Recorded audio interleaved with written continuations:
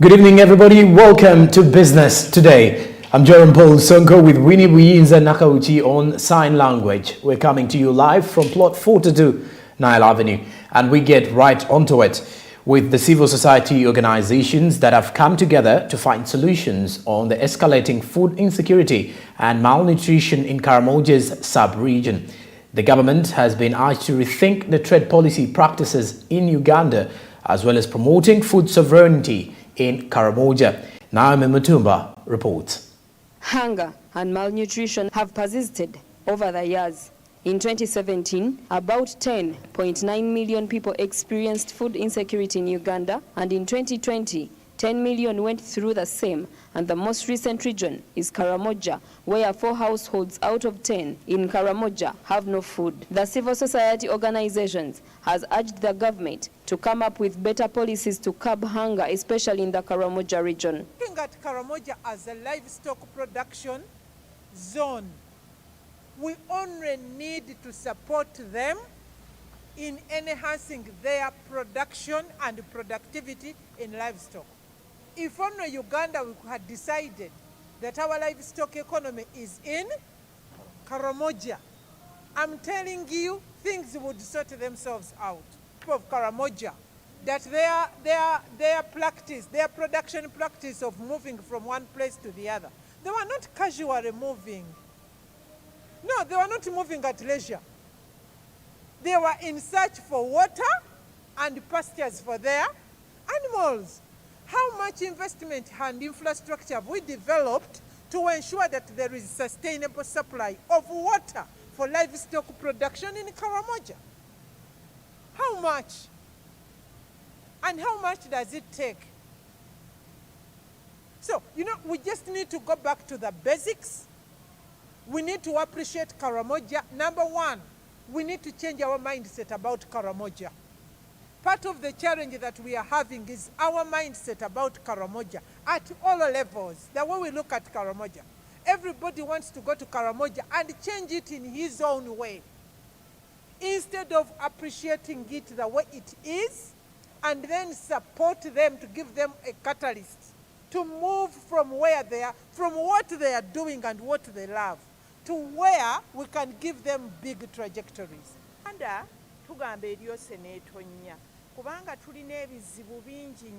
We have so many problems as a country, including climate change, Uganda's debt, and inflation. So government should come up to resolve all these issues. The issue of Karamoja is very, very complex.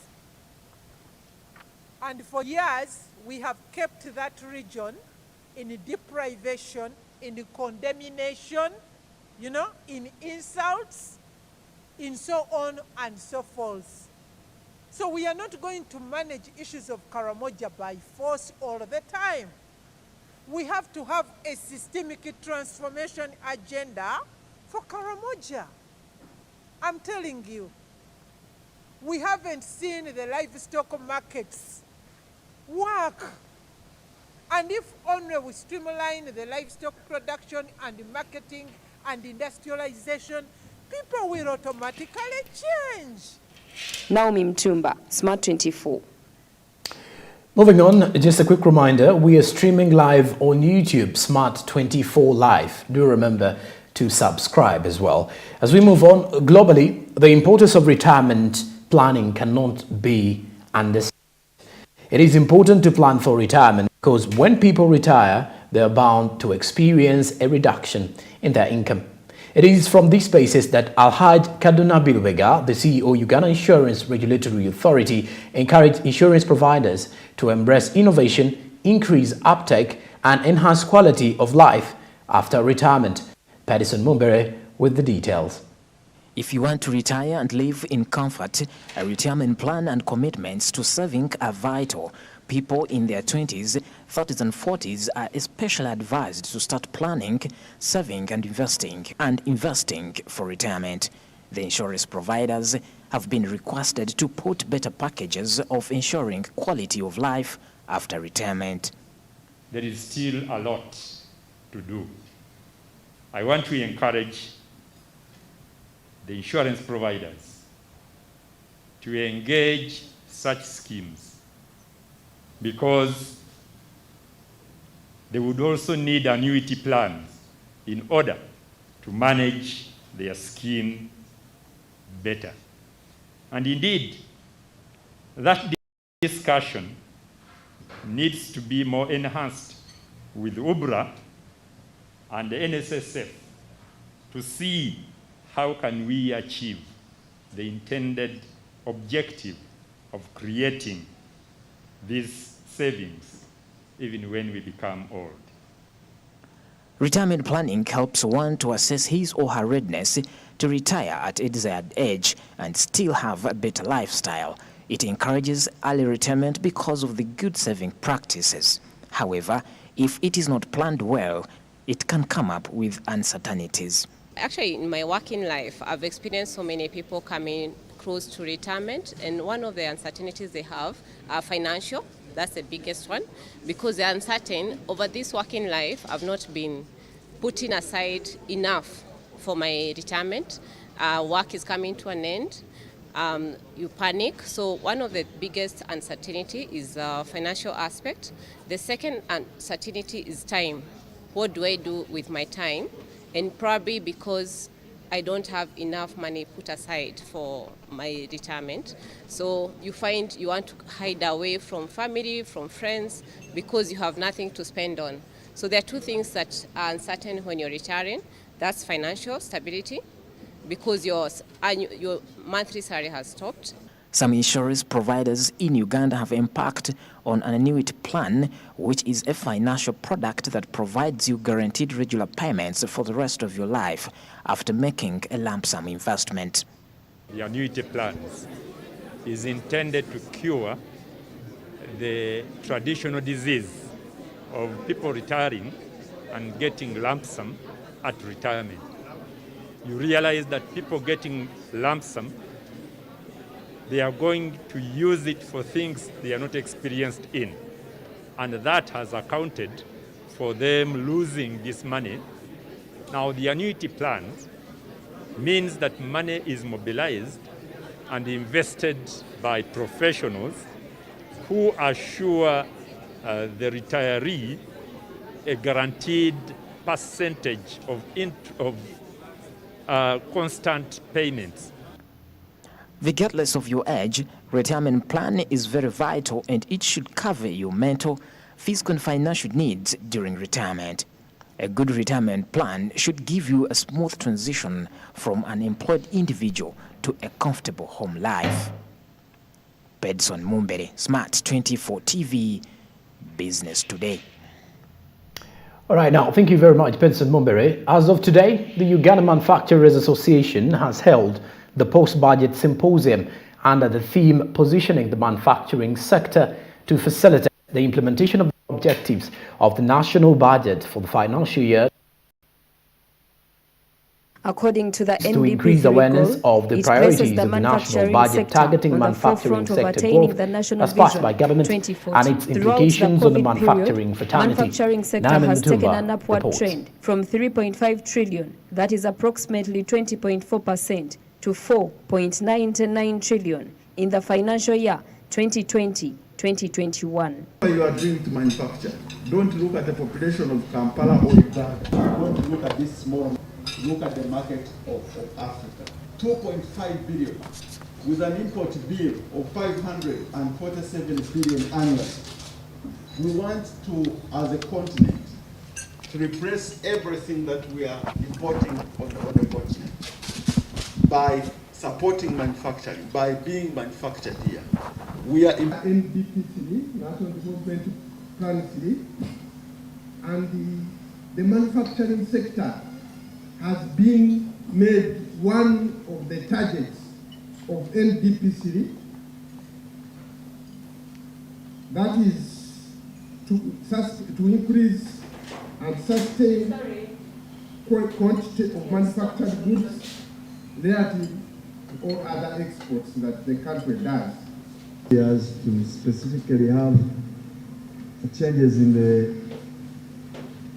the VAT law have been frustrating, because Parliament is requesting us to provide a comprehensive tax expenditure framework, justifying all the exemptions and the zero rates we are having in the law. That's 1. 2, putting up a clear criteria for providing exemptions and then a monitoring mechanism.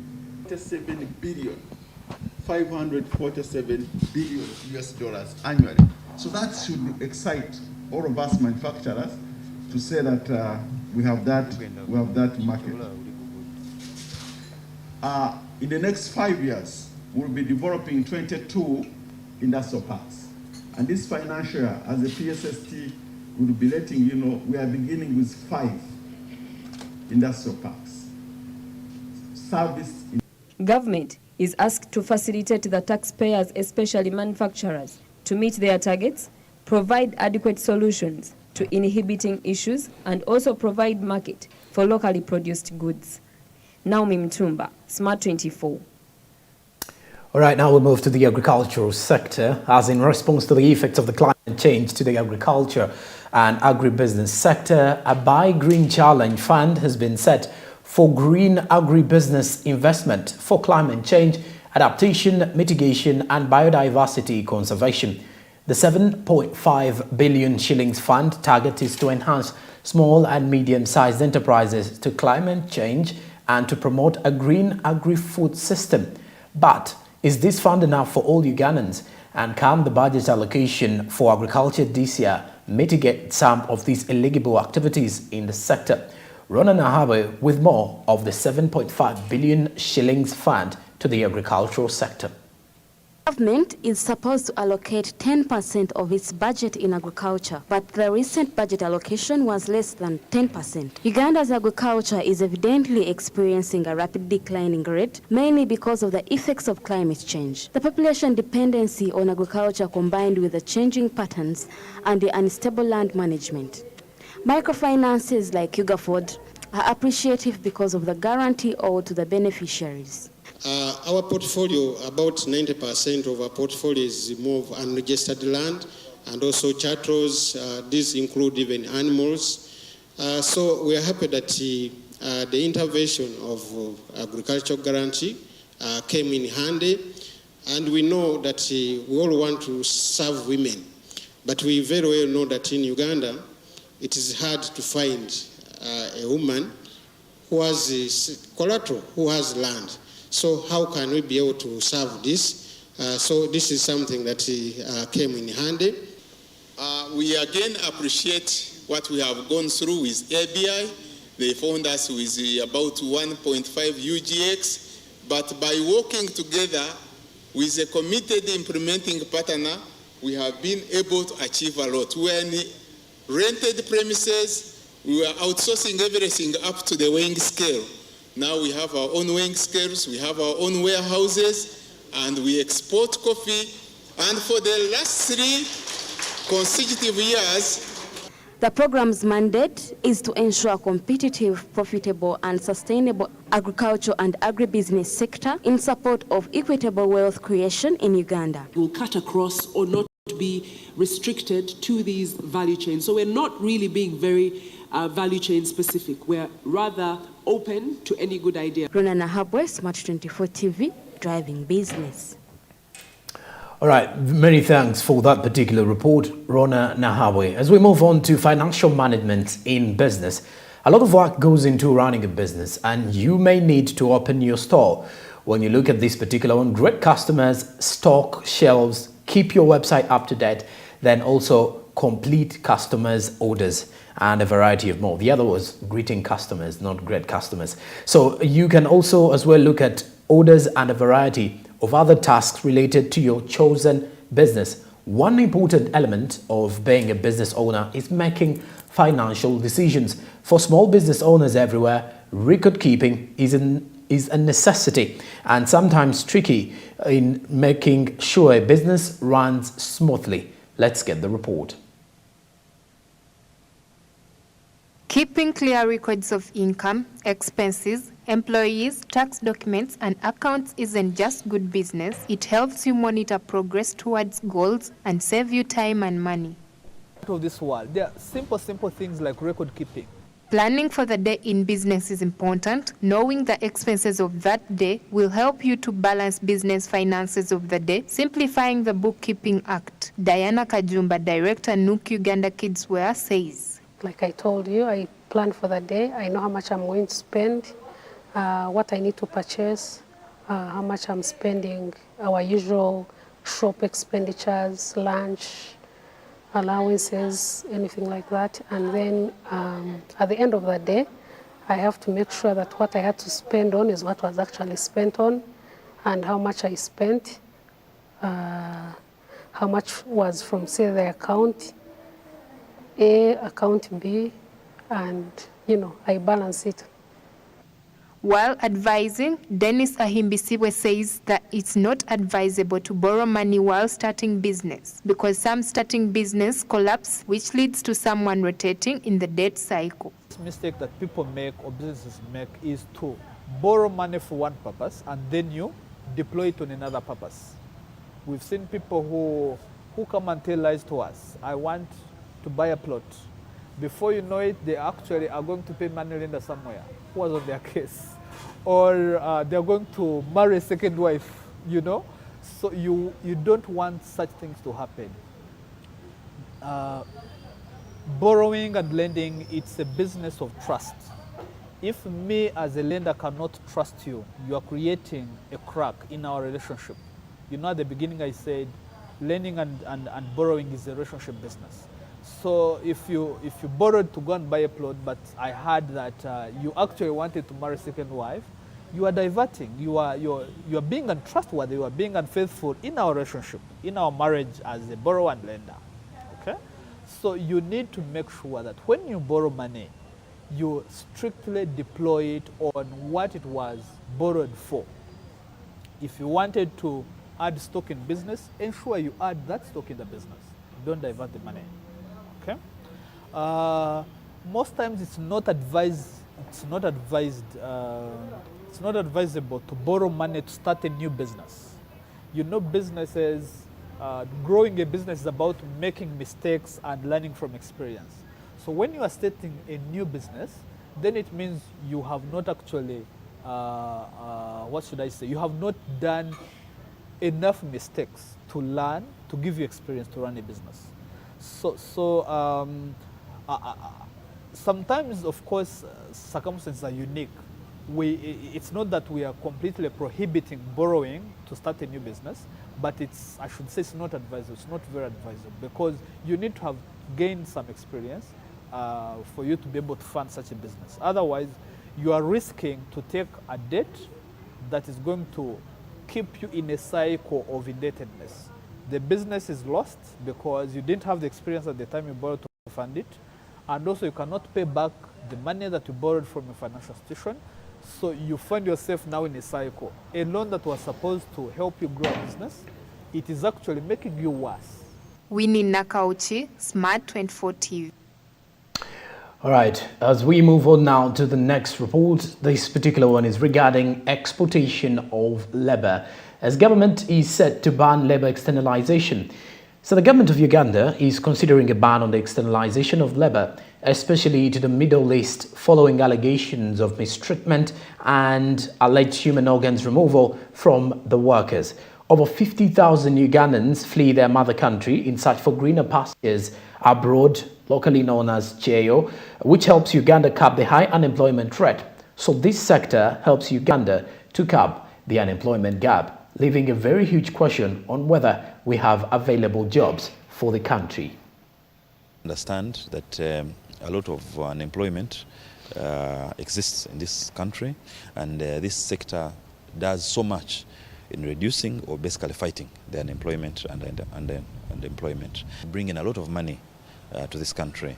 The latest reports we have is that the money that comes in, or foreign earning in this case, from labor externalization, or it comes to about $1.2 billion.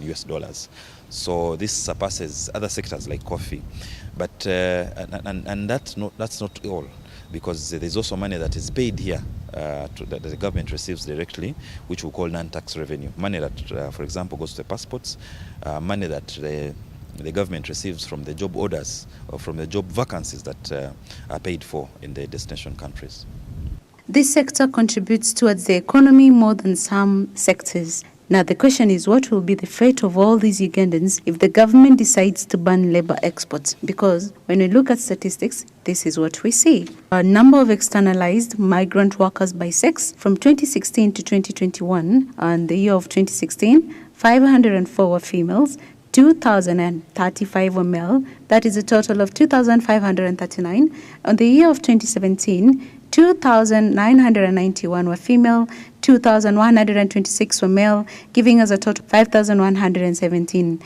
Moving on to 2018, 14,808 were female, 6,196 were male, giving us a total of 21,004. Moving on to 2019, 17,605 were the females, 7,758 were, giving us a total of 25,363. The females in the year of 2020 were 5,604, while the male were 3,422, giving us a total of 9,026. Moving on to the year of 2021, 77,606 were the females and 10,851 male, giving us a total of 88,456. For that period of 2016 to 2021 was 119,118, and the male side was 32,387, giving us a total of 151,505. Now moving on to the Ugandan migrant workers deployed per destination countries and gender for January to December 2021. We have destination countries. In Jordan, we have 0. And in male, we also have 0, giving us a grand total of 0. Moving on to Afghanistan, we also have 0, with a number of the male 0, grand total 0. Moving on to Saudi Arabia, we have 75,656 female, 4,038 male, giving us a grand total of 79,694. Moving on to Bahrain, where we had 0 females, 19 male, giving us a grand total of 19 individuals. Moving on to Qatar, where we have 865 females and 3,245 male, giving us a grand total of 4,110. Moving on to Iraq, we had 0 females, and then we have 677 males, giving us a grand total of 677 individuals. Going to Somalia, we have 9 individuals who are females, and then we've got 823 males, giving us a total of 832. Moving on to the United Arab Emirates, we've got the 1,073 females, and then we've got the 2,028 male, giving us a total of 3,101 grand total. Moving on to Kuwait, we have 3 females. We've got the 9 males, giving us a grand total of 12. Moving on to Poland, where we have 0 females. We've got 11 males and a grand total of 11, giving us the total of January to December 2021 of the females outside of Uganda being 77,606 and the males 10,850, giving us a grand total of 88,456. Now moving on to the number of migrant workers deployed per month and sex in 2021. Moving on to the number of migrant workers deployed per month and sex in 2021. We've got in January 328 female, 2,378, giving us a total of 2,706. Moving on to February, where we have 550 male and 4,706 female, giving us a total of 5,256. In March, we've got 778 male and 7,888 female, giving us a total of 8,666. Moving on to April, we've got 616 male and we've got 10,498 female, giving us a total of 11,114. Moving on to May, we've got same 616 male, and we've got 8,001 689, giving us a total of 8,830. Moving on to June, we've got 641 male, and then we've got the 8,189 females, giving us a total of 8,830. Moving on to July, where we've got the 710 male, and then we've got 6,856 females, giving us a grand total of 7,566. Moving on to August, where we've got 763 male and a total of 7,385 female, with a grand total of 8,148. Moving on to September, we've got 927 male and 3,777 female, giving us a total of 4,704. Now moving on to October, we've got 1,497 and 5,311 females, giving us a total of 6,808. And moving on to November, we've got 1,924 male and 8,669 females, giving us a grand total of 10,593. Now moving on to December, we've got 1,500 male and we've got 8,859 females, giving us a grand total of 10,359 migrant workers deployed in Uganda in the year of 2021. All right, many thanks for being part of Business Today, this 19th day of July 20. That particular report brings us to the end of the bulletin. Have been Jerome Paul Sonko with Winnie Buyinza Nakauchi on sign language. This is Business Today, and we've been coming to you live from plot 42 Nile Avenue, Smart 24, driving business. Have a blessed night. Goodbye.